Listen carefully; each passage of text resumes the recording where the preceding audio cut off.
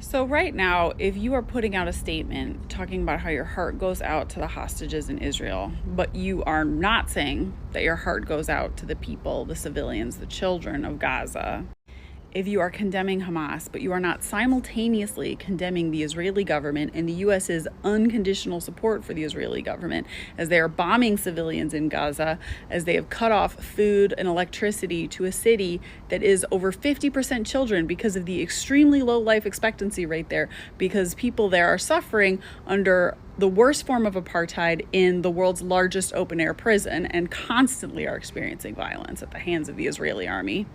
If you didn't give a shit what was happening in Palestine up until 2 days ago, that is because you see Israelis as people and you do not see Palestinians as people. And if you live in the US and that's you, it's understandable if you haven't been paying attention, because the Western media is extremely white supremacist. And that is how racism works. Israelis get to be white, Palestinians are non-white, and they are therefore not people. You see this difference in humanization when you look at the very rhetoric that media uses to describe the difference between Israelis being killed and Palestinians dying, in the obfuscation of Israeli military aggression and settler aggression by calling such things clashes. And maintaining the dehumanization of Palestinians is so important to the project of white supremacist imperialism in Palestine that it is extremely threatening to do anything to humanize Palestinians.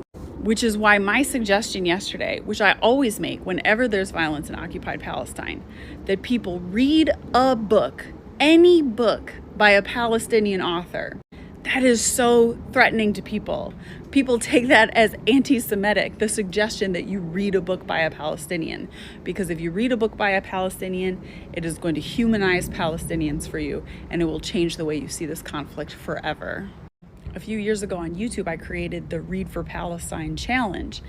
And apparently that was so threatening that it got me put on an Israeli block list, and this notorious website, which I won't name, but which keeps tabs of, people they say are notorious anti-Semites. And I, an outspoken Jewish author, am, according to them, a horrible anti-Semite because I encourage people to read Palestinian literature. So before you fix your mouth to say anything about what is going on in Israel and Palestine right now, ask yourself, have you sought out Palestinian voices to listen to? Have you ever read a book by a Palestinian author? If you need suggestions, check out my last video. So I have never received such an outpouring of love as I did on my last video. I've gotten tens of thousands of comments of people thanking me and blessing my family for generations and telling me how brave I am. And sure, there's been quite a bit of hate and wishes of death upon me as well, but I would say that's 5% compared to the 95%. But the thing is, I really don't feel like I was that brave. I just encouraged y'all to read a book by a Palestinian author. And honestly, I chose my words very, very carefully because I was very wary about wading in. But since I'm already getting the death threats and stuff, I thought I'd just go ahead now and be more brave and maybe earn some of that respect and love that I have been getting from so many of you.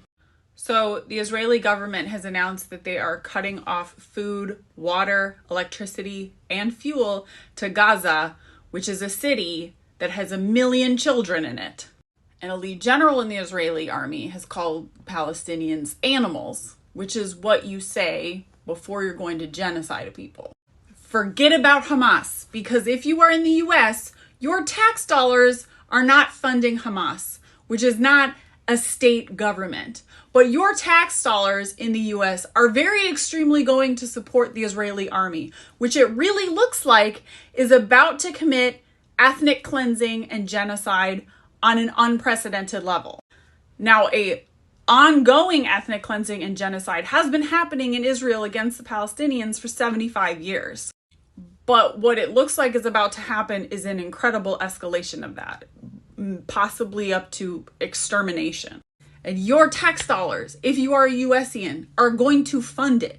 And so you have a moral obligation to do something about that.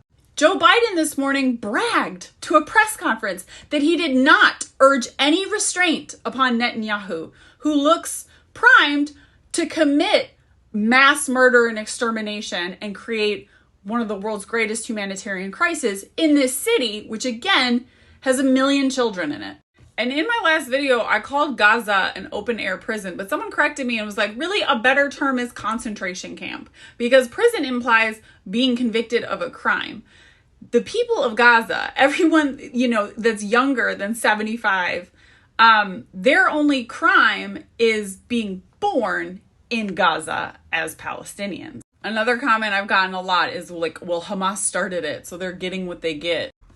Israel started this conflict 75 years ago is probably the best place to start, when Great Britain gave the Israeli army, the Zionists, a bunch of tanks and machine guns, and they went around to Palestinian villages and dragged people out of their homes at gunpoint and cut down their olive trees and relocated them to the Gaza Strip, where now their families have been in prison for multiple generations. There are many, many Palestinians who have keys that they wear around their necks that are the keys to the homes that their parents or grandparents or they themselves were kicked out of 75 years ago at gunpoint. The land was stolen. And ever since then, they have been denied civil rights. They have been treated as second-class citizens or not citizens at all, or not treated as people at all. The theft of home continues. Every year there are settlers going into land that by treaty, by the laws that Palestinians tried to make with Israel over the years to try to preserve a peace, are constantly being violated by groups of extremely violent Israeli settlers who are backed up by the Israeli military and infrastructure and just build homes illegally on land that's not theirs. I had people in the comments saying, well, Israeli never cheered the death of Palestinians. Again, you're really ignorant. You haven't been paying attention to what's going on. There are countless videos of groups, mobs of violent Israeli settlers parading through Palestinian neighborhoods and in Palestinian holy sites, chanting death to all Arabs, dragging Palestinians from their homes and beating them in the streets. People in my comments saying, well, Israelis never raped. No, again, sorry. The Israeli army has sexually assaulted innumerable Palestinian women, often when they are imprisoned for political crimes like showing up to a peaceful protest or posting about how they should have civil rights on TikTok. So again, if you just started paying attention 2 days ago, you have a lot to learn, and I encourage you to read books about it. And look, I grew up a Jewish American. I grew up hearing, from my more liberal Jewish friends, the both sides, it's complicated argument. The book that really broke through all those Zionist ideas for me personally was Joe Sacco's Palestine. Now, I've been encouraging you to read books by a Palestinian author, but maybe for some USians, that's a bridge too far to start. Well, Joe Sacco is a white journalist. He's not Palestinian. He went to Palestine in the 90s expecting to find this really complicated story, this both sides are at fault thing. And he wrote this graphic novel about, what he discovered there. And because it's a graphic novel, you can read it in 2 to 3 hours and catch up on a whole lot of history. So this is maybe a good place to start. If you want to read something a little more comprehensive, if you're not intimidated by nonfiction books, read The 100 Years' War on Palestine or The Ethnic Cleansing of Palestine. Educate yourself quickly, but do not wait until you finish reading a whole book to tell your elected representatives that you do not support genocide and ethnic cleansing in Palestine. Demand that Israel end the blockade and provide food, water, and electricity to the people of Gaza so that 2 million people don't die.